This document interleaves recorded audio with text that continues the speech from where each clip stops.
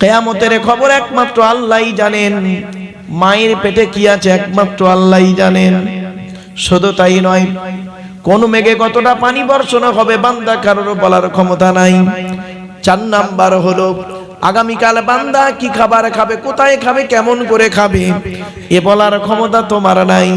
5 number হলো ওয়ামা তাদরি নাফসুম বিআইয়ারুদিন তামুত, কোন জমিনে কোথায় কিভাবে তোমার মৃত্যু হবে তুমি জানো না। ইন্নাল্লাহা আলিমুন খবীর, একমাত্র খবর আল্লাহই জানে। জোরে বলুন। শুধু তাই নয়, গায়েবের মালিক হলো আল্লাহ। ওয়া ইনদাহু মাফাতিহুল গায়বি লা ইয়ালামুহা ইল্লা হু ওয়া ইয়ালামু মা ফিল বাররি ওয়াল বাহরি ওয়া মা তাসকুতু মিন ওয়ারাকাতিন ইল্লা ইয়ালামুহা। কোরআনের আয়াতে আল্লাহ রাব্বুল আলামিন জানিয়ে দিলেন 7 নম্বর পারার 14 নম্বর পৃষ্ঠার 1ম নাম্বার লাইন, সূরার নাম সূরা আনামের মধ্যে আল্লাহ বলে দিলেন গায়েবের চাবি একমাত্র আল্লাহর হাতে। তিনি ছাড়া কেউ জানে না আগামীতে কি ঘটবে। আর কি আল্লাহ বলছেন, আল্লাহর হুকুম ছাড়া গাছের পাতা পড়ে না,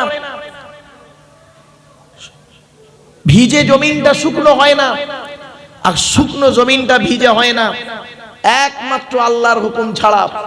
এই সমস্ত খবর একমাত্র আল্লাহই জানে। জোরে বলুন সুবহানাল্লাহ। আরেকটা আয়াত দি, অনেকের ধারণা হতে পারে গায়েবের মালিক নবী মুহাম্মদ সাল্লাল্লাহু আলাইহি ওয়াসাল্লাম, রাসূল যে গায়েব জানেন, সে গায়েবটা হলো গায়েবে হুসুলি। আল্লাহ রাব্বুল আলামিন তাকে পার্সোনাল ভাবে যেটা জানিয়েছেন সেটাই তিনি জানেন। জোরে বলুন সুবহানাল্লাহ। এটা হলো আমাদের আকীদা, বিশ্বাস। আর আরো বলা হয়েছে ইন্নাল্লাহা ইয়ালামু গায়বাস সামাওয়াতি ওয়াল আরদ। সূরা হুজরাতের মধ্যে আল্লাহ বললেন নিশ্চয়ই আল্লাহ আসমান জমিনের গায়েবের খবর জানেন। জোরে বলুন সুবহানাল্লাহ। এবার একটা ছোট্ট প্রশ্ন, যারা ব্যাপকভাবে বলেন, আমরা যারা ব্যাপকভাবে অনেকে বলে ফেলি যে গায়েবের সব গায়েবের খবর রাসূল জানেন, মুহাম্মদ সাল্লাল্লাহু আলাইহি ওয়াসাল্লাম জানেন, তাদের উত্তর হলো কি জানেন? আল্লাহ রাব্বুল আলামিন বলছেন কুল্লা আমলিকু লিনাফসি নাফআন ওয়ালা দাররা ওয়ালাউ কুনতু আলামুল গায়বা লাস্তাগফারতু মিনাল খায়রি ওয়া মা মাসসানিয়াস সু। আল্লাহ পাক বলছেন 9 নম্বর পারা 14 নম্বর পৃষ্ঠা 1ম নম্বর লাইন, সূরার নাম সূরা আরাফ। নবী আপনি বলে দিন ভালো মন্দের মালিক আমি নই, একমাত্র আল্লাহ। যদি আমি গায়েবের খবর জানতাম তাহলে ভালো ভালো কাজগুলো আমি আগেই করতাম, কোন জিনিস আমাকে, অশুভ জিনিস আমাকে স্পর্শ করতে পারত না। তাহলে বোঝা গেল কি একমাত্র গায়েবের মালিক কে? আল্লাহ। এই বিশ্বাসটুকু আপনি রাখেন, এই বিশ্বাসটুকু রাখেন। তাই আল্লাহ বললেন ইন্নাল্লাহা আলিমু গায়বিস সামাওয়াতি ওয়াল আরদ। আসমানে যা কিছু আছে গায়েবের মালিক একমাত্র আল্লাহ। আসমানে কি আছে আজ পর্যন্ত সারা বৈজ্ঞানিকরা এ টু জেড বলে বলতে পারে না।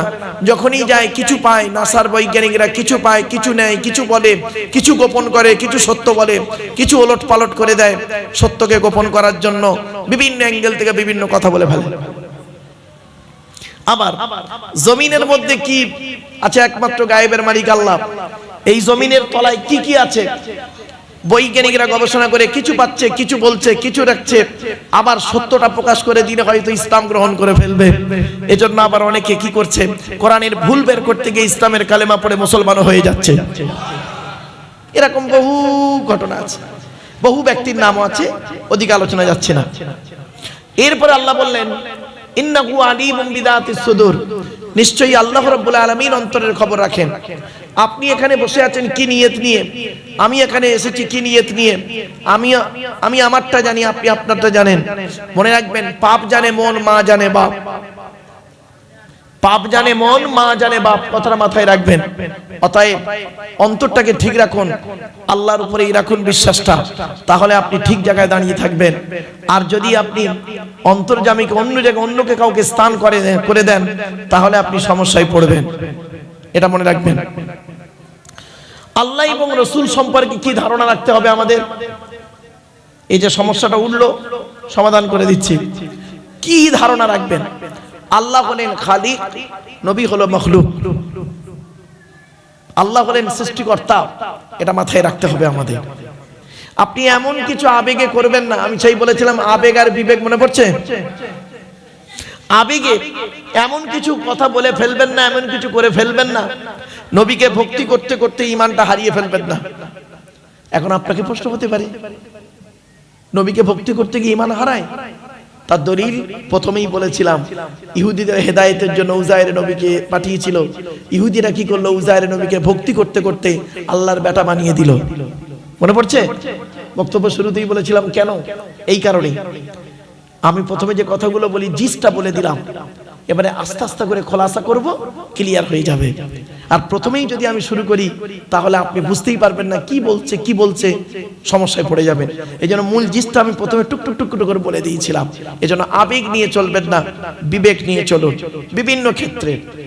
আর একটা কথা আপনাকে বলি, যুবকদেরকে বলি, যুবক ভাইয়েরা এখন ওরা আবেগে চলে, কিন্তু 40 বছর বয়সের পরে না আর আবেগ থাকে না, ঠিক না বেটি? জাস্ট একটা 15-20 বছরের ছেলে এখনই যে কাজটা করবে, 40 বছরের বয়স্ক মানুষ সে কাজটা করতে গেলে 5 বার ভাববে। আপনি বয়স বলছেন, গত বছরে আলোচনা করেছিলাম যে আয়াতটা, সেই আয়াতটার কি ছিল জানেন? মনে আছে? যে উম্মতে মুহাম্মাদীর গড় আয়ু কতদিন? মনে পড়ছে আপনাদের? এবার উম্মতে মুহাম্মাদীর গড় আয়ু হলো, রাসূলুল্লাহ বলেছেন 60 থেকে 70। খুব কম লোকই 70-এর বেশি পায়, মানে হায়াত পায়। এর আগের আয়াতটা ছিল গত বছরে, এটা বলে শেষ করেছিলাম। আর এও পর্যন্ত একটা বলেছিলাম, একজন মানুষ রাসূলুল্লাহর কাছে এসে বলছেন, ইয়া রাসূলুল্লাহ, বেশি দিন বাঁচতে গেলে কি করতে হয়? তা রাসূলুল্লাহ বললেন, তোমার বয়স কত? তা লোকটা বললেন, আমার বয়স এই। দেখা গেল তার বয়সটা খুব অনেকটাই বেশি। তো নবীজি বললেন, তা তুমি বাঁচতে চাও কেন? বলছি এই এখনই মরে যাব। তা রাসূল বললেন, বেশি দিন বাঁচতে গেলে কয়েক কটা জিনিস পৃথিবীতে করো। 1 নাম্বার, ভালো ভালো কাজগুলো করো। 2 নাম্বার, আত্মীয়তা বিচ্ছেদ করো না। কি আত্মীয়তা বিচ্ছেদ করো না। আজকে আমি বেশ কিছু কথা বলবো মা বোনদের সম্পর্কে। মায়েরা বোনেরা একটু শুনবেন। আত্মীয়তা বিচ্ছেদ করার মূল একটা জিস্ট হলো মা বোনেরা। আজকের মা বোনদের সম্পর্কে আমি বেশ কিছু কথা বলবো, মা বোনেরা ভুল বুঝবেন না, আমাকে একটু ধৈর্যের পরিচয় দিন। এরপর আল্লাহ পাক বলছেন, সেই আল্লাহর গুণগান গাইবে যে আল্লাহ জমিনের মধ্যে তোমাদেরকে কি করেছে? খলিফা নিযুক্ত করেছে, প্রতিনিধি নিযুক্ত করেছেন। হুয়াল্লাযী জাআলাকুম খলাইফা ফিল আরদি ফামান কাফারা ফাআলাইহি কুফরুহু। অনেক আছে যে তাদের মধ্যে কুফরি করে, তার উপরেই সে কুফরির মধ্যেই থাকে। যে কুফরি করে, খবরদার আল্লাহকে অস্বীকার করবেন না, আল্লাহকে স্বীকার করুন। সৃষ্টিকর্তাকে আপনাকে স্বীকার করতে হবে। আপনি নিজে নিজে আসেননি, আপনাকে আনা হয়েছে। আপনি হলেন দুর্বল, আমি হলাম দুর্বল, আপনি হলেন দুর্বল।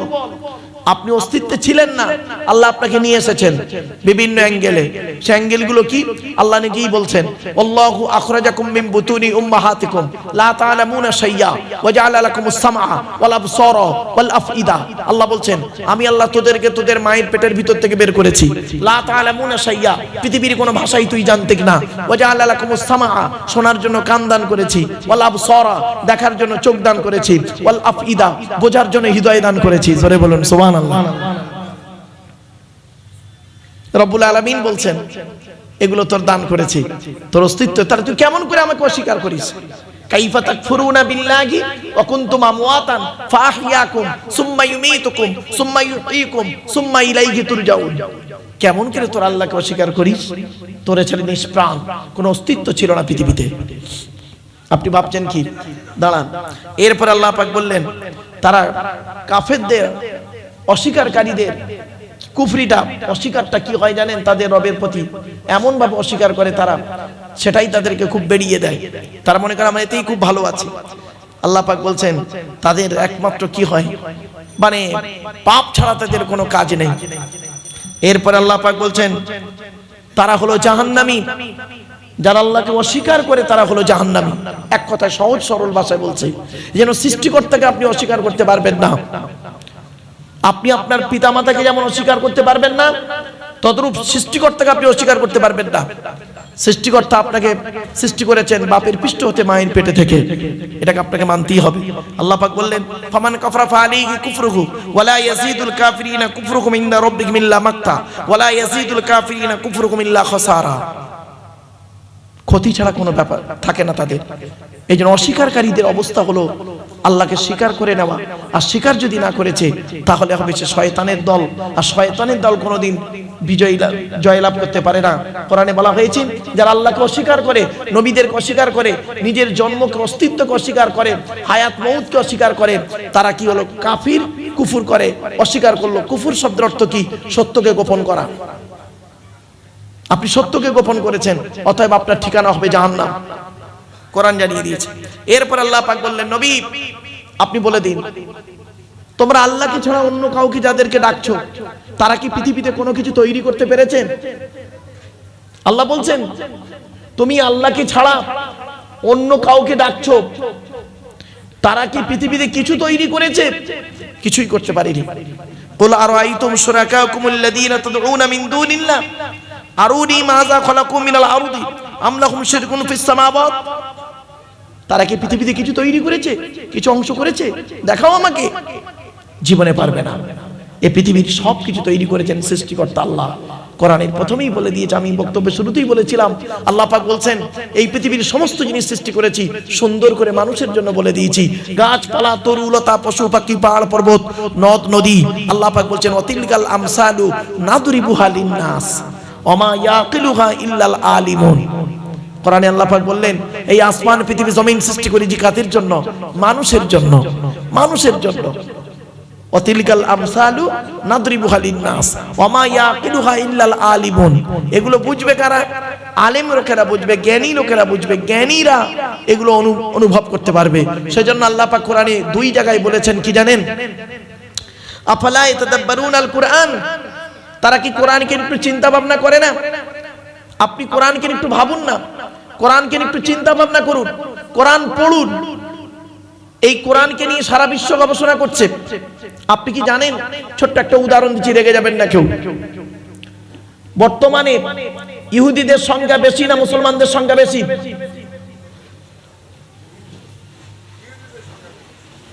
ঠিক করে বলেন। সারা খ্রিস্টানদের কথা বলিনি, ইহুদি। বর্তমানে পৃথিবীতে ইহুদিদের সংখ্যা খুব কম।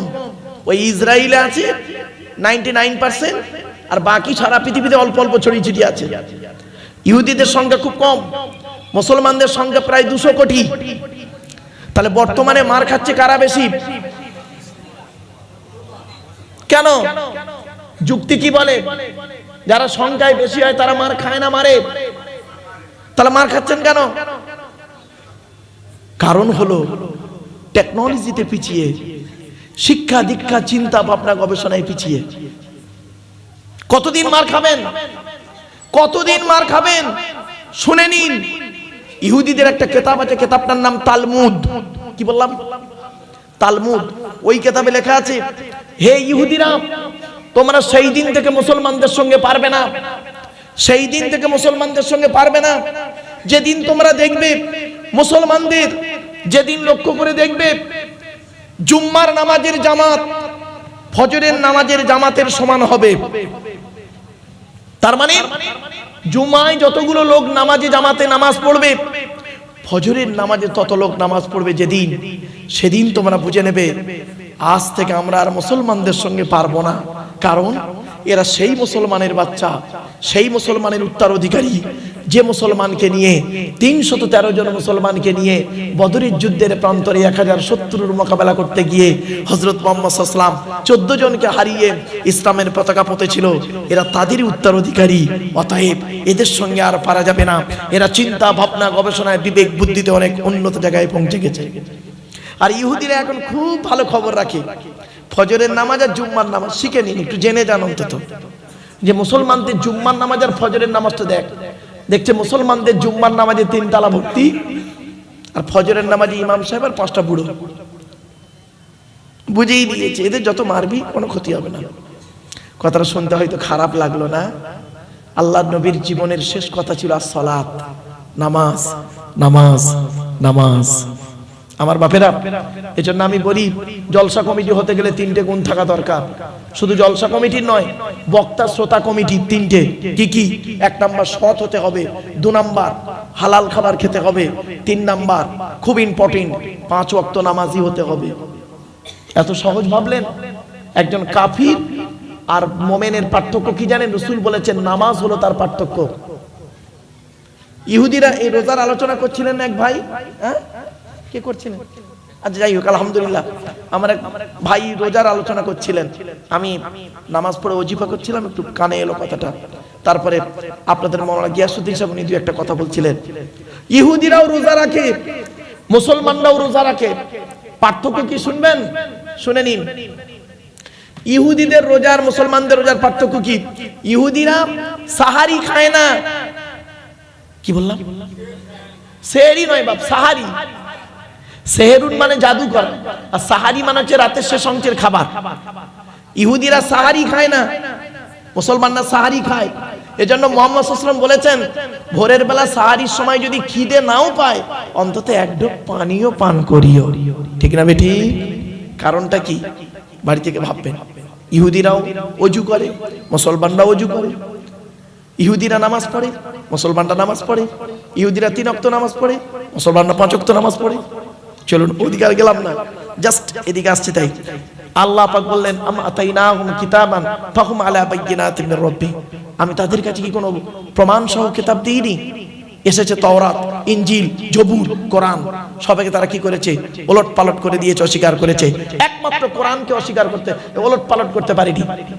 কোরআনকে ওলট পালট করতে পারেনি। এমনকি তাওরাত এদিক ওদিক হয়ে গেছে, ইনজিল এদিক ওদিক হয়ে গেছে, জবুর এদিক ওদিক হয়ে গেছে।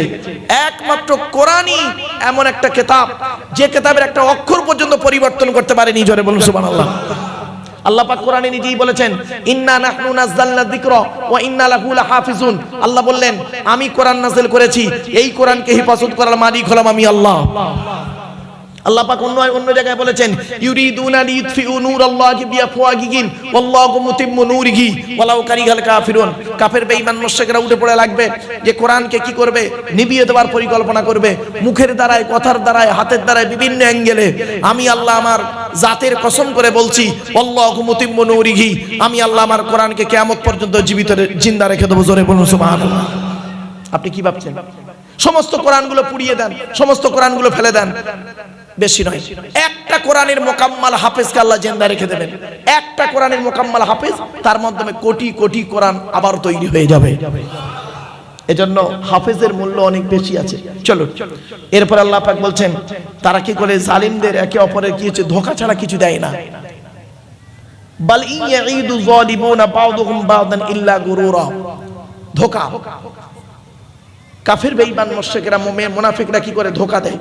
এই ধোঁকা থেকে দূরে সরে থাকুন। মুমিন হবে কে? সাদা মাটা ব্যক্তি। মুমিনের মধ্যে কোনো প্যাঁচ থাকবে না। ঠিক না বেটি? আর প্যাঁচ যাদের মধ্যে থাকবে মুনাফিক। মুনাফিকের নিদর্শন কি কি তার একটু খুলে বলে দিই। মুনাফিককে চিনবেন কি দেখে? মুনাফিকের নিদর্শন হলো, একটা হাদিসে এসেছে 3টে, একটা হাদিসে এসেছে 5টা। কি করে চিনবেন মুনাফিক? শুনে নিন। 1 নাম্বার বলা হয়েছে কথায় কথায় মিথ্যা কথা বলবে, ওই লোকটা মুনাফিক। 2 নম্বরে বলা হয়েছে ওই লোকটা মুনাফিক, ওয়াদা করলে খেলাপ করবে। 3 নম্বরে বলা হয়েছে আমানতের খেয়ানত করবে, ও হলো মুনাফিক। আর আমানত মানে আপনারা কি বোঝেন? আমানত মানে শুধু ভাববেন না টাকা, টাকাটা শুধু আমানত নয়, আমানত অনেক দিকের হয়। 2-একটা বলি। এই ভাই আমার কাছে এই বস্তুটা দিয়েছে আমানত, আমি যদি এই বস্তুটাকে খারাপ করে দিই, আমানতের খেয়ানত করলাম।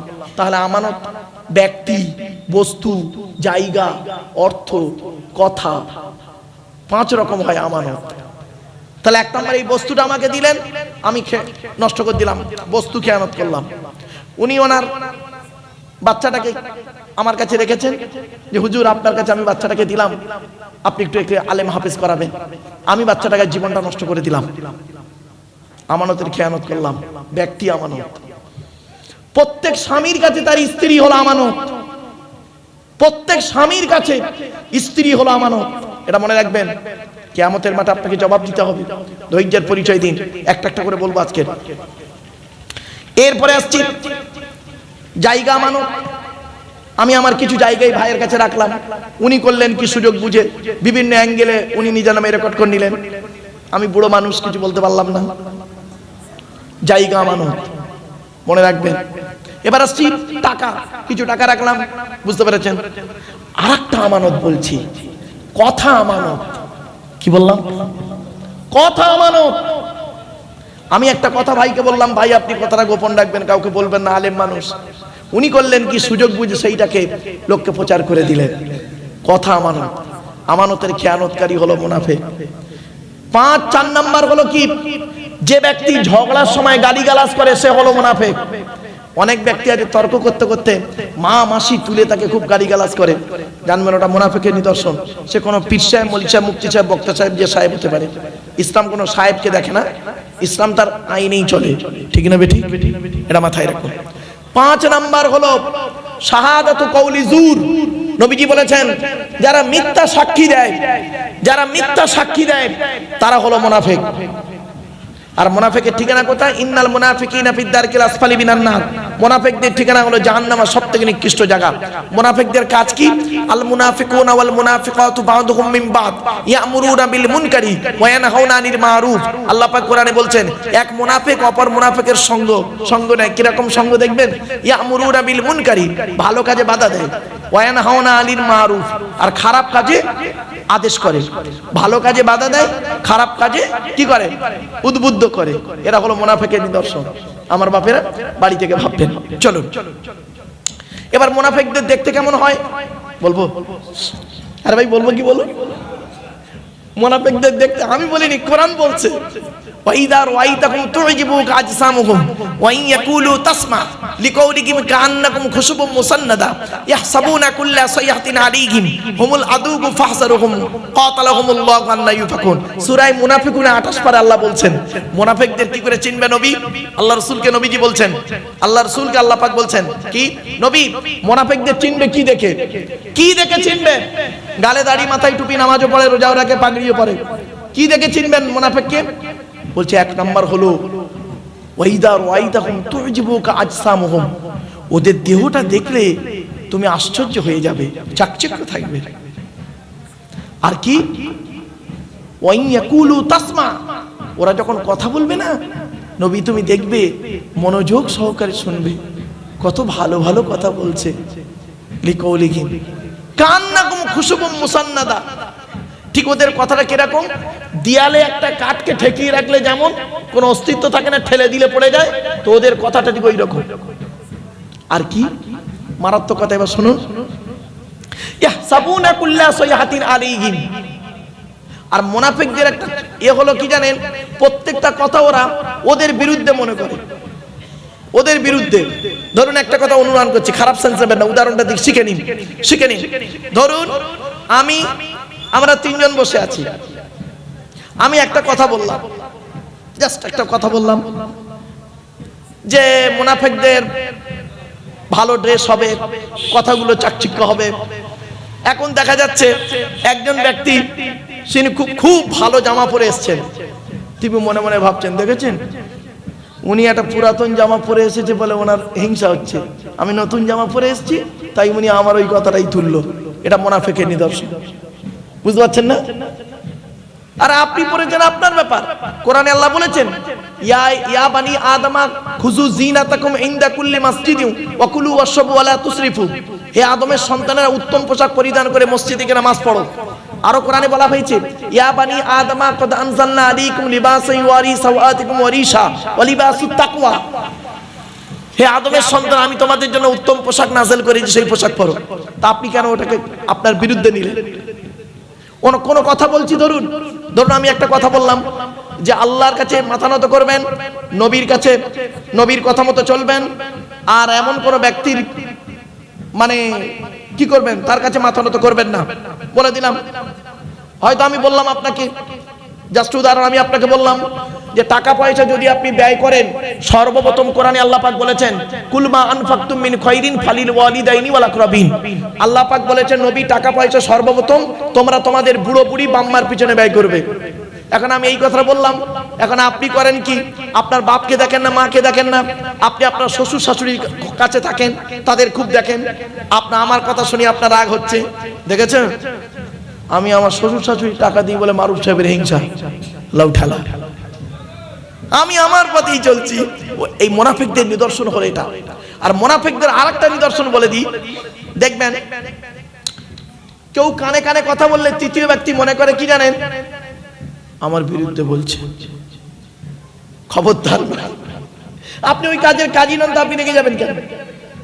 রাগার কোনো ব্যাপার নেই, ব্যাস এটা মাথায় রাখুন। এই জন্য এই প্রাসঙ্গে আলোচনা তাই বললাম। এরপর আল্লাহ পাক বলছেন, আল্লাহর ক্ষমতা নিয়ে আল্লাহ বলছেন। আচ্ছা বাপেরা, আজকের এখানে ভূগোলের একটা আলোচনা।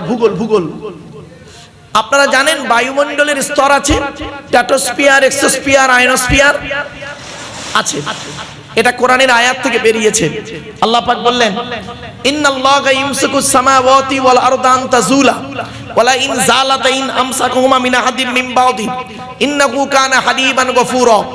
আল্লাহ পাক বলছেন আসমান আর জমিনের মধ্যবর্তী জায়গায় একটা স্তর আছে, ওই স্তরের উপরে যারা থাকবে মহাশূন্যে ভেসে বেড়াবে, স্তরের নিচে যারা থাকবে মাটি তাদের আকর্ষণ করে রাখবে। কোরআনের এই আয়াতকে নিয়ে কে গবেষণা করলো? 1665 খ্রিস্টাব্দে আপেল গাছের তলায় গালে হাত দিয়ে বসে বসে ভাবতে ভাবতে বের করলেন, মধ্যাকর্ষণ শক্তি আবিষ্কার করে ফেললেন। Second scientific sir Isaac Newton ভাবতে ভাবতে বের করলেন আপেল গাছের তলায় বসে বসে। আল্লাহ পাক কি বলছেন দেখি, ইন্নাল্লাহা ইউমসিকুস সামাওয়াতি ওয়াল আরদা আন তাযুলা। নিশ্চয়ই আল্লাহ আসমান জমিনকে ধরে রেখেছে যাতে করে সেটা টলে যায়। আর কি, ওয়ালা ইন যালাতা ইন আমসাকুহুমা মিন আহাদিন মিন বাদি। আর যদি একবার আসমান জমিন টলে যায় তাহলে তিনি ছাড়া আর কারোর ধরার ক্ষমতা নেই। ঠিক না বেটি? এটা মনে রাখবেন। এই জন্য পৃথিবী ধ্বংসের লক্ষণ, আল্লাহ ভূমিকম্প দিয়ে পৃথিবী ধ্বংস করে দেবে।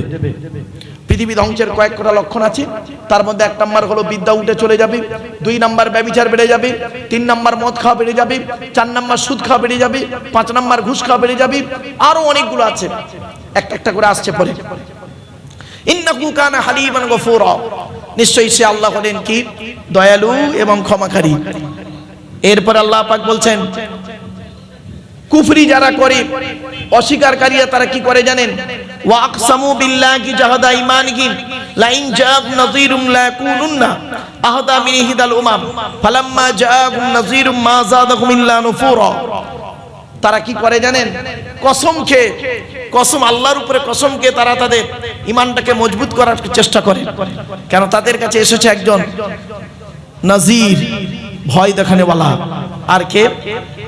যত তাদেরকে বলে নবী রাসূলুল্লাহ তাদেরকে যতই বলে তোমরা আল্লাহর পথে ফিরে আসো, মা যাদাহুম ইল্লা নুফুরা, তাদের বক্রতা, হিংসা, নোংরাটাই তাদের মধ্যে বেশি বেড়ে যায়। এজন্য বাপেরা আল্লাহর কোরআন নবীর হাদিস মোতাবেক জীবন যাপন করুন। এরপর আল্লাহ পাক বলছেন তারা অহংকার করে ইস্তিকবারান ফিল আরদি, জমিনের মধ্যে অহংকার করে, মাকরা সাইয়্যি, আর খারাপ ষড়যন্ত্র করে। আর কি করে?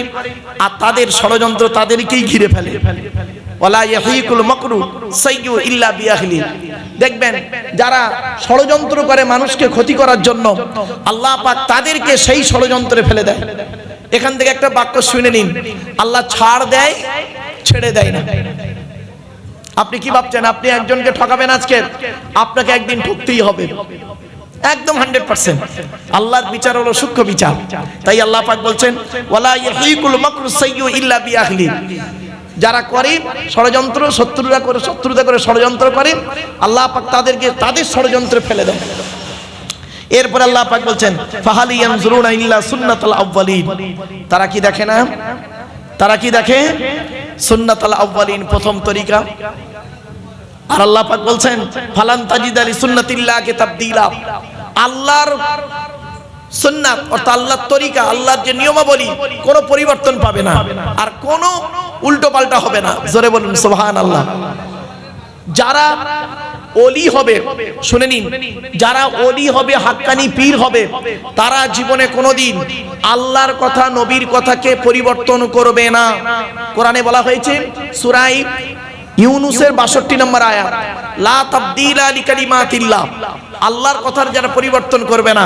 ওলি হতে গেলে তার 50টা শর্ত আছে, তার মধ্যে এই 50টা শর্তের ভিতরে একটা হলো কি, লা তাবদীলা লিকালিমাতিল্লাহ, আল্লাহর কথার কোনো পরিবর্তন করবে না। এজন্য খাঁটি মুমিন যে হবে আল্লাহর কথার পরিবর্তন করতে যাবে না। আর যারা খাঁটি মুমিন হবে না, যারা আল্লাহকে অস্বীকার করবে আর অহংকার করে পৃথিবীতে চলবে, তারা করবে কি, পৃথিবীতে অস্বীকার করবে, বিভিন্ন দিক থেকে সুযোগ খুঁজবে, সুযোগ খুঁজবে। একটা সুযোগ খোঁজার উদাহরণ দেবো, এই দেখুন নবীজির জামানার ঘটনা। লোকটার নাম হলো সালাবা। কি বললাম? সালাবা। নবীজি একদিন, এই ঘটনাটা কোথায় আছে, এ শানে নুজুলটা হলো, এ শানে নুজুল আয়াতটা কোথায় আছে, সূরা তাওবা। ওই এক ব্যক্তি নবীজির কাছে এসে বলছেন, হে নবী, আপনি আমার জন্য একটু দোয়া করুন। কেন? কেন? আমি খুব গরিব। তা দোয়া করলে কি চাইছো? আল্লাহ যেন আমাকে ধনী করে দেয়। তা নবী বললে, ধনী হলে কি করবে? আমি ধনী হলে প্রচুর টাকা দান করব। নবীজি বললেন, আল্লাহ যাকে চাই ধনী বানায়, যাকে চাই তাকে গরিব বানায়। তবুও সাহাবী ব্যক্তিটা শুনছে না, আবার বলছে, হে নবী, আপনি আল্লাহর কাছে একটু দোয়া করুন আমার জন্য, আল্লাহ যেন আমাকে ধনী বানিয়ে দেয়, ধনী বানিয়ে দেয়। নবীজি দ্বিতীয়বার বললেন, তুমি আমাকে দেখো, আমাকে দেখো আমি কি অবস্থায় আছি, আমার দেখে তুমি শেখো। তবুও লোকটা বলছে, আপনি আল্লাহর কাছে দোয়া করুন না, আল্লাহ যাতে আমাকে ধনী বানিয়ে দেয়। তৃতীয়বার হয়ে যাবার পরে চতুর্থবার আল্লাহ নবী করলেন কি, বললেন, হে আল্লাহ, আপনি এই ব্যক্তিকে ধনী বানিয়ে দিন। তো আল্লাহ তাকে ধনী বানিয়ে দিলেন। কিরকম ধনী হয়েছে শুনে নিন। এত বকরি আল্লাহ দিয়েছিলেন, সেই বকরি মদিনার বাজারে শহরে থাকতে পারলো না। উনি মদিনার শহর থেকে গ্রামের দিকে জায়গা কিনে নিলেন, সেখানে বকরি চড়া, মানে বকরির পাল রাখতে লাগলেন। এত আল্লাহ দিয়েছে। 1 বছর হয়ে যাবার পর আল্লাহর নবী একজন ব্যক্তিকে পাঠালেন, যাও তো সালাবার কাছে, যাও তো, জাকাত ফরজ হয়ে গেছে ওর উপরে, জাকাতটা নিয়ে এসো।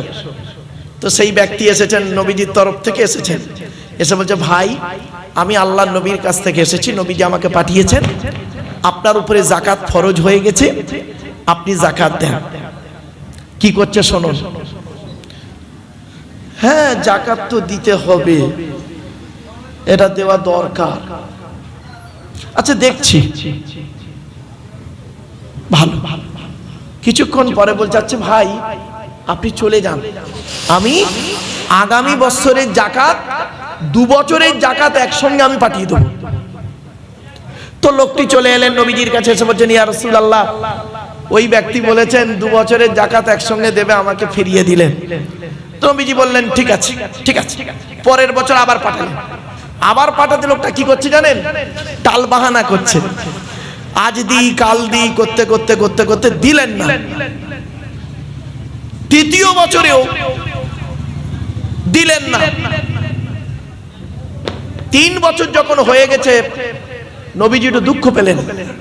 দুঃখ পেয়ে সাহাবীদেরকে বললেন, জানো, অমুক ব্যক্তির কথা মনে পড়ে তোমাদের? ও যার সাথে খুব ধনী, ও যে এইখানেই সে এসে বলেছিল যে, আল্লাহ, হে নবী, আল্লাহর কাছে দোয়া করুন, আল্লাহ যেন আমাকে ধনী বানিয়ে দেয়। 3বার বলল। চতুর্থবার আমি সহ্য করতে না পেরে আল্লাহকে বললাম, আল্লাহ, আপনি এ ধনী হতে চাইছে, ধনী করে দিন। তো আল্লাহ রাব্বুল আলামিন তার অর্থ দিল। আর এই 3 বছর হয়ে গেল, সে জাকাত দিল না। খুব খারাপ লাগছে জানো। এই কথাটা সাহাবীদের মধ্যে কানে কানে কানে কানে হতে হতে সালাবার কানে পৌঁছে গেছে যে, তুমি 3 বছর জাকাত দাওনি, আল্লাহর নবী একটু দুঃখ পেয়েছেন। বাস, চতুর্থ বছরে উনি করেছেন কি, জাকাতের কিছু টাকা এনে নবীজিকে বলছেন, ইয়া রাসূলুল্লাহ, আমি খুব ব্যস্ত মানুষ তো হুজুর, আসতে পারিনি, তাই এই বছরে জাকাতের টাকা এনেছি। নবীজি চুপ করে থাকলেন। কিছুক্ষণ পরে আল্লাহ জিবরাইলকে বললেন, জিবরাইল চলে যাও। এই আয়াত নাযিল হলো, চলে যাও জিবরাইল, বাখিলু বিহি, তারা বখলি করেছে, কৃপণতা করেছে, খবরদার নবী, ওর জাকাতের টাকা নেবেন না আপনি।